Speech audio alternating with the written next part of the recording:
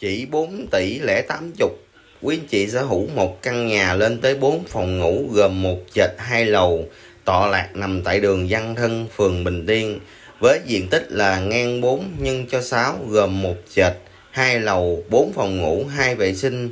Rồi em xin mời quý anh chị cùng em xem chi tiết bên trong ngôi nhà.